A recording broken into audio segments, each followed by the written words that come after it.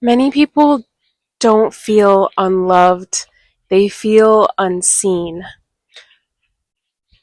And it's a very specific kind of pain because on paper, someone is there, but something still feels off, like you're being looked at without actually being met. And the uncomfortable truth is that people don't usually lose connection because they stop caring. They lose it because they stop being curious. And without curiosity, a person turns into a concept, a role, a type, a prediction, not a living, breathing, changing human. And the moment that happens, something in the relationship flattens because no one feels safe inside a story that's already been written about them. At first, there's curiosity, like, what do you like? What are you into? Tell me about yourself. But then it slowly shifts into, I think I get you. I know what you're like. You're just this kind of person.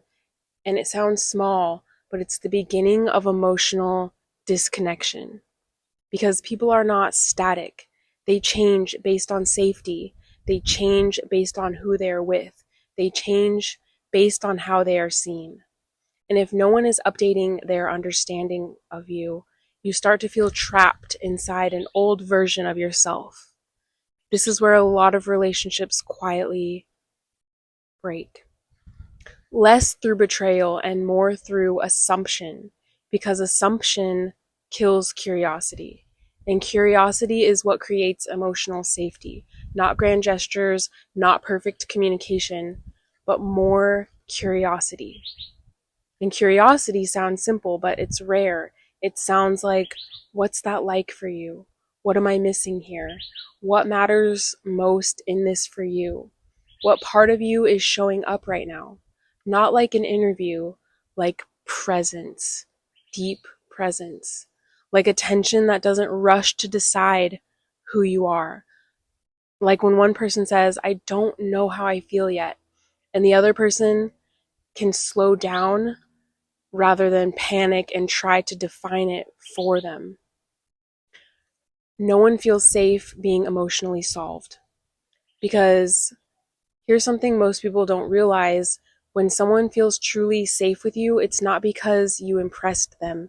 It's because you stayed interested in them longer than your assumptions did. A lot of people don't realize how quickly this happens in relating. At first, someone asks questions like they're discovering a new city, but a couple weeks later, they start moving like they already have the map. And that shift dampens things. And there's another layer, a more uncomfortable one. Sometimes connection doesn't die because people stop loving each other. It dies because someone stopped discovering the other person and started consuming them instead.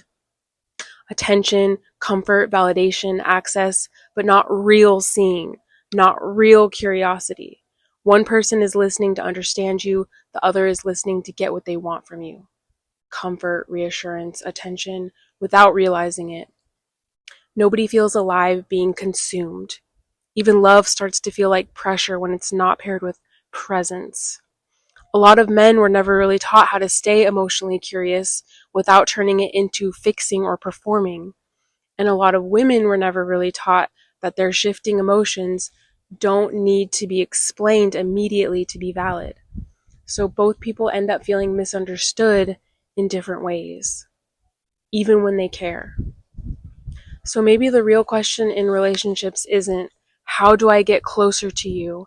It's, am I still seeing you clearly?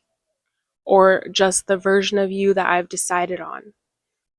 Like when someone is attracted to you, but they're really just attracted to how you make them feel about themselves. So when your mood shifts, they don't see a new layer of you. They feel like they've lost access to something. And that's where confusion starts. Because being known isn't someone memorizing your personality. It's someone noticing when you change without punishing you for it, without freezing you into place, without reducing you.